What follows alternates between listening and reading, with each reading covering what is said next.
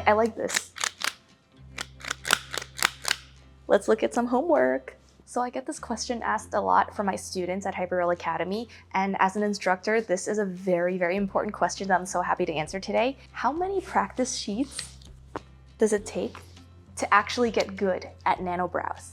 Let's take a look at how many sheets it took for the majority of my students. So the prerequisite for all of my students before they start doing any silicone practice with the machine in hand is definitely to practice on paper.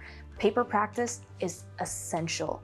You can't start using your machine if you don't know how to do anything on the paper. And I'll go deeper into this, but that's one of the reasons why at Hyperreal Academy we developed our own handbooks for every single skill, from nano brows to powder brows to lip blush, eyeliner, SMP, all of the above. Everything is going to come with a handbook from now on. So if you're one of my students, you're going to get your hands on one of these and it's going to make learning so much easier. So after you're done with your paper practice, you're going to move on to your machine and your first piece of silicone skin. These skins are great. These are 3D silicone skins. Comes with 4 eyebrows and 4 eyeliner patterns for you to practice at home with your own machine. So these are essential. Every student of mine will end up using one of these. And then comes the question, how many of these sheets does it take to get good at nano brows? So let's take a student example and let's really break this down.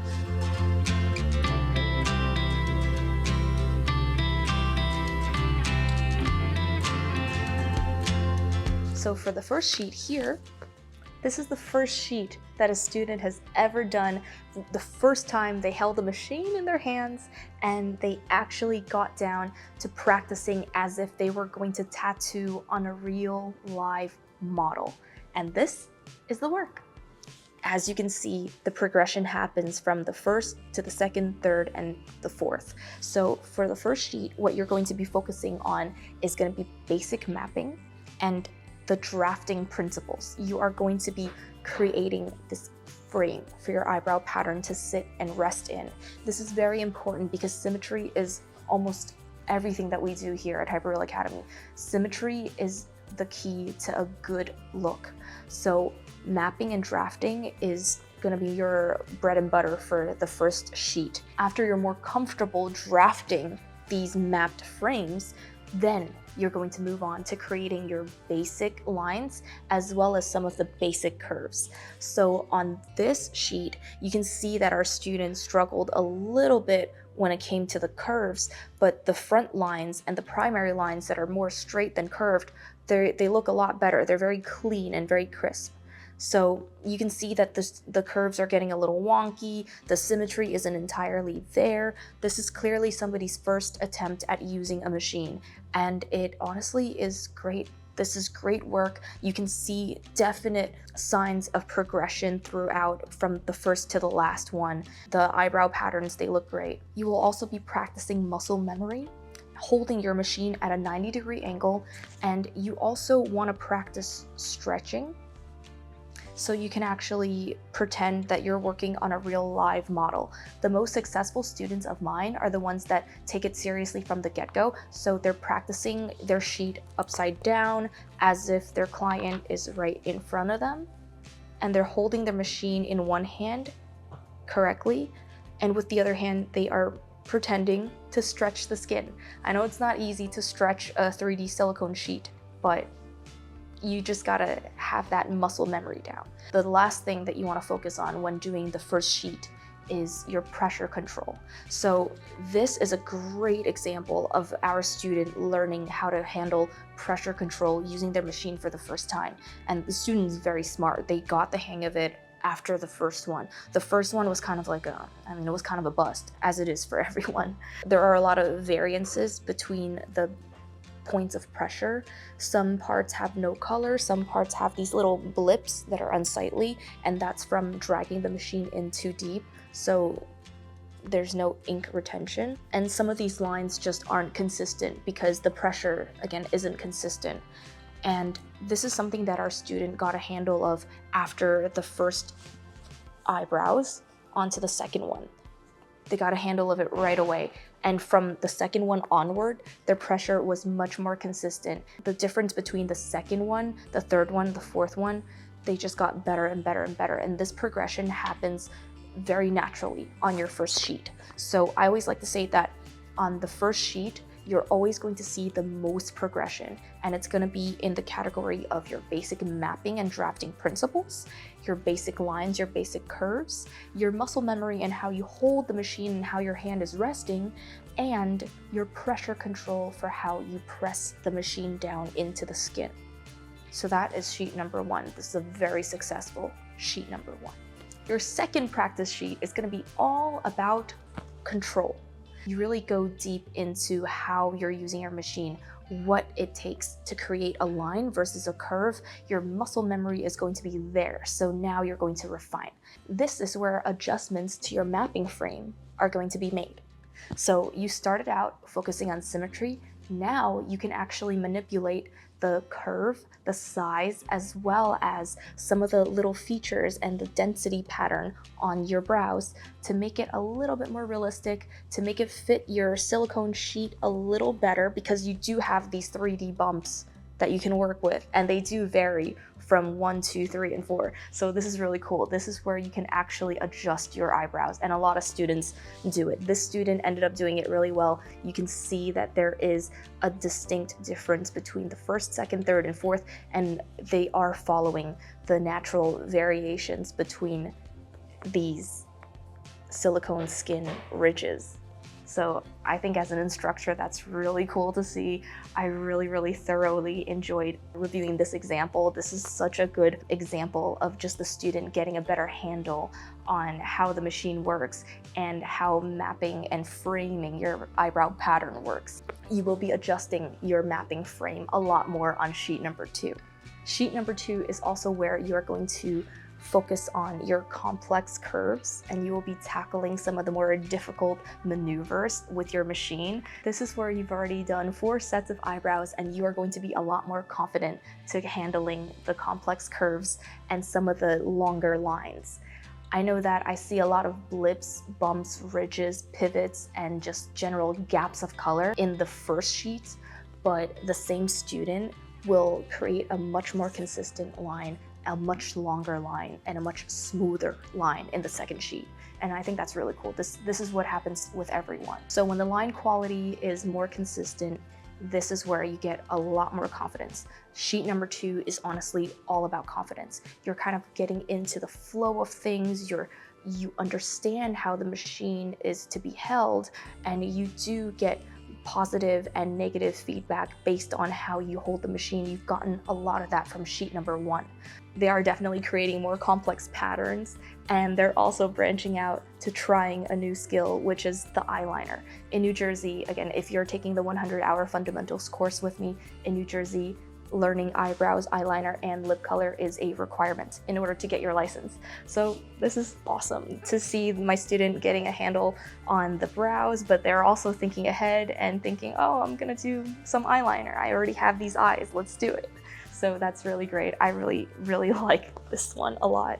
Sheet number 2 is also where symmetry between your left and right eyebrow will come into play. I know in sheet number 1, it's a little bit wonky, it's not fully symmetrical, but this student's improvements are astronomical when it comes to sheet number 2. So this student improved so much between the first and the second sheet, and a lot of it is their adaptivity to the machine, their muscle memory, and they also took the time and they took that effort to get the left one to look like the right one.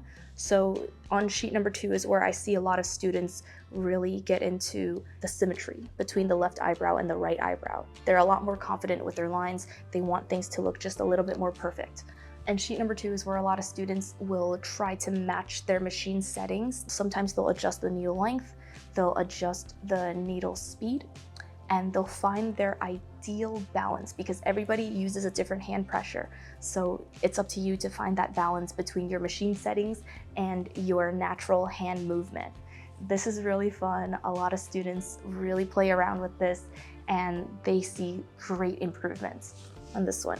So sheet number 2 is where you're going to be adjusting your mapping frame further. This is where you're going to be handling your complex curves. You'll see a lot of improvements in line quality and consistency. You'll be getting a better handle on symmetry between the left eyebrow and the right eyebrow. And you will be playing around a lot more with your machine settings, and you are closer now to finding the right balance between your hand movement and your machine settings. So that is sheet number 2.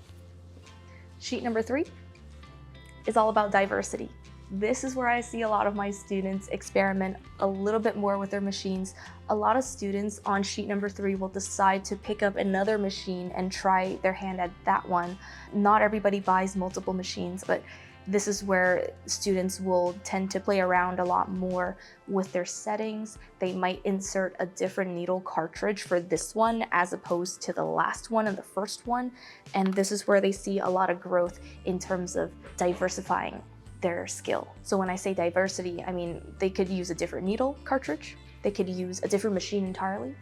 They could use a different technique. This student didn't introduce shading yet on sheet number 3, but the third sheet is usually where a lot of students like to introduce shading to their Nano BROWS pattern. And again, we are refining our secondary lines in this pattern. You are going to be seeing a lot more complexity in the line patterns. This is also the first line pattern where I saw some true symmetry. There's a lot more confidence in the curvature of the longer lines, like the bridge line, all the lines at the density line for this pattern. So there's a lot of major steps that were taken in this one. You do see consistent improvement. And on this one, I can actually see that the student has a dominant side, which is going to be their right hand. So all of the curves that move this way are very strong, but the curves moving in the opposite direction are not as strong. The secondary lines are not as strong. So the movement from left to right was always strong since the second sheet, but the movement from right to left has also gotten very strong. The reverse lines are really good. They start off with the left one, so the left one is always a little bit better than the right one, but it just improved from the first to the fourth, and I just noticed that. It's awesome. Sheet number 3 is also where you're going to be discovering your ideal workflow, and that includes your hand positioning, your seated position, and how you want to rest while you work. So how you want to anchor your fingers, how you want to nestle the machine in your hand so you can do this type of work for a long time, because you do spend a lot of time doing these sheets. These are not easy and they do take up a lot of time when you're a beginner. You don't get speed right away. A lot of these could potentially take an hour each. So this is the perfect time. You're already 3 sheets in. This is going to be the time that you're going to discover your ideal seated position as well as your preferred workflow. So yeah, this is sheet number 3. This is going to be all about diversity. You're going to potentially try some new machines and potentially introduce another technique. A lot of people do this. You are going to be refining your secondary lines now. Because you're confident with your primary lines, you're going to get into the secondary lines. This is where you might try a complex pattern, and you will be discovering your workflow. You will be refining further that muscle memory, your hand position, and you're also probably going to find your favorite seated position by sheet number 3. This is going to be sheet number 4, and sheet number 4 is all about refinement. So for all of my students, there's never any deviation when it comes to the 4th and 5th sheet. These sheets are all about refinement. Every student is very serious about getting their skills up, and by the 4th one, you do see a lot of that refinement come out. They've practiced different techniques, they've experimented with multiple cartridges, multiple machines, and now they're getting very serious about finding that one technique and that one work style that they really like, and they will refine it in this one. So this is sheet number 4, it is refinement.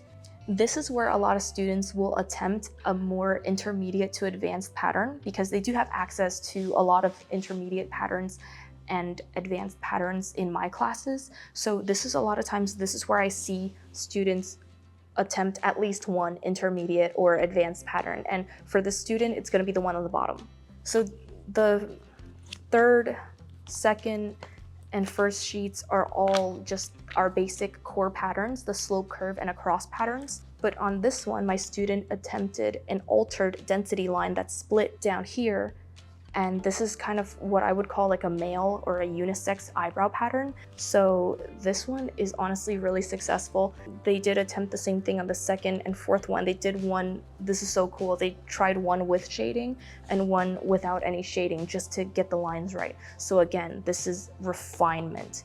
They're starting out one way and then they're pushing their skill to really refine the lines underneath so it's not covered by shading. I think this is really cool just to see their thought process. So on sheet number 4, a lot of students will attempt to manipulate the eyebrow density line. And if you take my classes, you will understand what I'm talking about.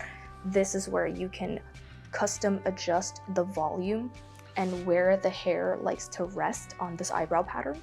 So a lot of people will try to manipulate that because they know that this is the key to making a pattern truly custom. So they're preparing for their client.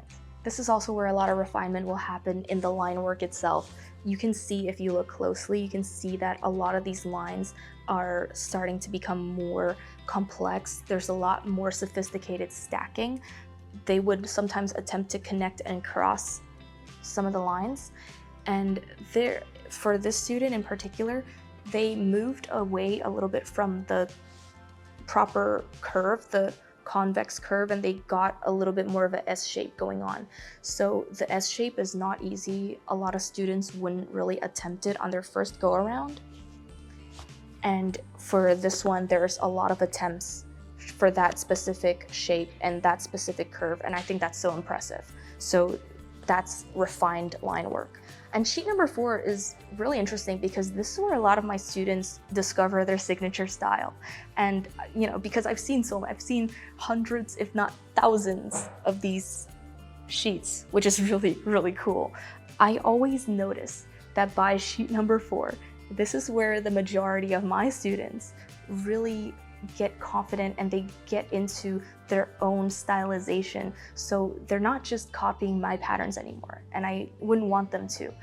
They're actually building upon my existing patterns. They're creating something brand new that's unique to them, and they do develop a little bit more of that signature style that usually sticks with them for their careers. So this is one of the coolest steps of the process. This is one of the coolest things to watch as an instructor.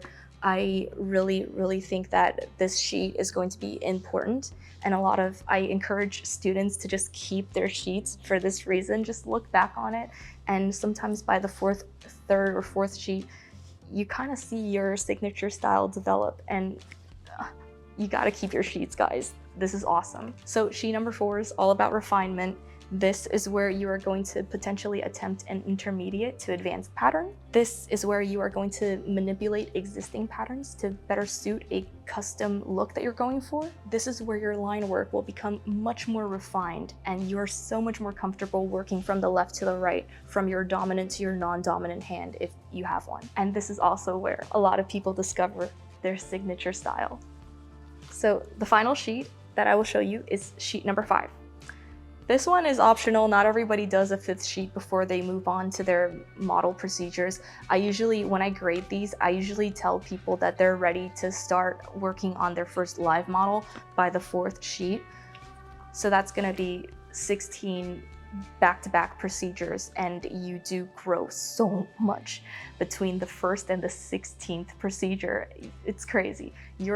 If you're doing everything right, if you're paying attention in class, and if you're practicing diligently at home, you will be ready to work on your first client by the end of your 16th procedure or your 4th sheet. The 5th sheet is where a lot of students would like to focus on speed and efficiency, because at this point, a lot of students already are doing their model work, they're already working on their guided model procedures. So a lot of times, I'm not knocking on anyone for not doing a 5th sheet. You really don't have to at this point, because silicone skin is very different from human skin. So a lot of times after people start working on their first model, they just forget about the sheet. It's whatever.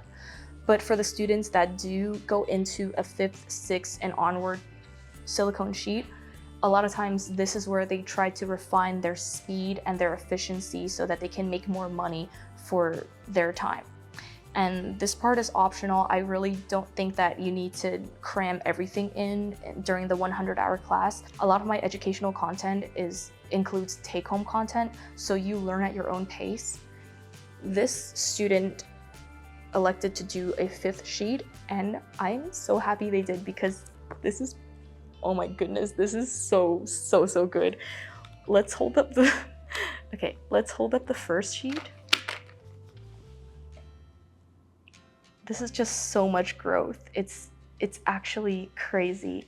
And to see this much growth consistently with my students, like honestly, it just makes me so relieved, because I feel like I am doing something right. And the people that trust me with their education, they're definitely getting something out of it.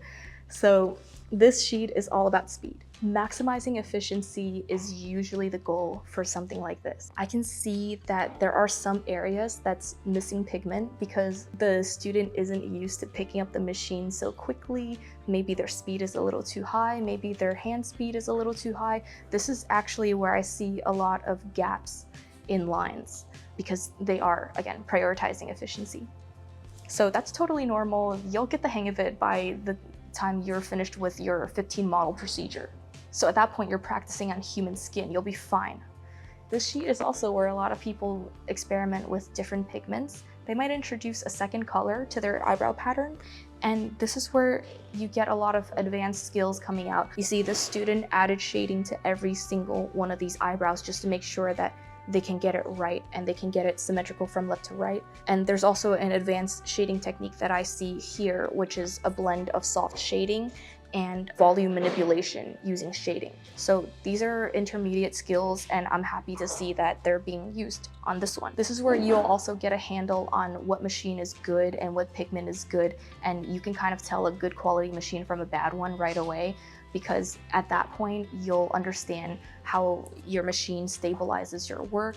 You'll also understand how your machine helps you create the best possible lines. And this is where if somebody were to give you a bad quality machine or a low quality pigment, you'll be able to tell. So you have advanced your skills so much, you'll be able to tell poor quality materials. And this is so important, right? Like, every artist that trains with me uses RealTint, but it's also important to understand why these machines are superior. So you do get a handle on what machine is good and bad. And this is also when you can understand what makes a pigment good, what makes a pigment bad. And a lot of it comes down to efficiency. Can this pigment get me through an hour of work in this many drops? Can this machine give me full saturation in one pass? Can this pigment give me full saturation in one pass, right? So this is where you'll understand all of these concepts. You'll never be able to grasp that on your first attempt at this. This really speaks to the experience gained from my student. So this one is so special. I'm so happy that they did a 5th one. This is just really cool for me to show off. I believe that this one was done with our newest Libra device that's internally stabilized. So the student did switch machines halfway through their Silicone practice. They bought a new one, and this is done completely with their machine of choice. So it's really cool. So your 5th sheet will be all about maximizing efficiency, speed. This might be the last sheet you do before you move on. And this is where you'll pick your favorite machine and pigment, because you'll be experienced enough to understand the good versus bad. So that's it for my demo on these practice sheets. I really enjoy seeing my students do their homework. I honestly, as an instructor, I honestly love grading homework. It's wonderful. It just makes me so happy, because I can point out things that they can work on right away, and after they get my feedback, they come back with another sheet, and it's just so much better. And you can see that improvement in real time. And it's always impressive that it only really takes 4 or 5 sheets to answer the question of this video. It takes about 5 sheets worth of work to get good at nano brows. And when I say good, I mean you're probably better than 80% of the artists out there, because you're under the guidance of world-class instructors. You're getting everything you need in order to really advance your skills in such a short amount of time. So realistically, The take-home exercises, I usually limit it to 4 or 5 sheets. That's all you need before you're ready to move on to a guided model procedure. I think that by the 5th sheet, you are going to be very proficient in tattooing for nano brows, and you are perfectly able to move on to something like eyeliner. Something that can really help is the handbook that we've created. When you use a handbook with Hyperreal Academy, you're getting all of the basics. You're getting all of our basic core lines, how to do crossed lines, connected lines. We really give you everything. And we give you a bunch of exercises to practice working in different directions. We give you strategies on how to build an eyebrow frame. And we do give you sufficient practice space so that you can actually just work right out of your handbook, and it just makes life a lot easier. You will be getting all of my eyebrow patterns. You'll be getting all of my core eyebrow patterns, as well as a few bonus advanced eyebrow patterns, which I will demonstrate step by step in this handbook. So this book is really great. This book actually just came out. We just finished developing it. So right now we're in the process of taking pre-orders for this handbook. And if you pre-order my handbook, you will get a jump start on your learning journey for nano brows, and you'll be that much closer to becoming a top level artist. This book has years and years of knowledge that I streamlined so that you can learn so much for so little of your time. And for all of our years of experience, we were successful in creating one of the most comprehensive learning materials for nano brows on the market today. So this book, you can pre-order this on our website, and for each pre-order of this handbook, you will receive 1 practice sheet. So pre-order the handbook today, and you'll receive this for free. And you will also get free shipping if you're ordering within the United States. And we are working with international shipping providers as well to provide a more affordable shipping option for our international students. And if you want to learn more with me, if you want a more one-on-one approach to it, if you want a self-guided learning experience, you can also pre-order my online class for nano brows. And that also includes one-on-one coaching with me via Zoom. So you can learn anywhere in the world. I will be here to help you. So if you guys have any questions, you can always contact me on hyperrealacademy.com, shoot me an email. If you have any questions about this video, you can leave it in the comments below. And if you have any questions about just how to get into the industry, honestly, we don't gatekeep anything. We're an open book. You can either leave me a comment, you can DM me, or you can just email me on hyperrealacademy.com. So thank you guys so much for joining me on this video, and we will see you in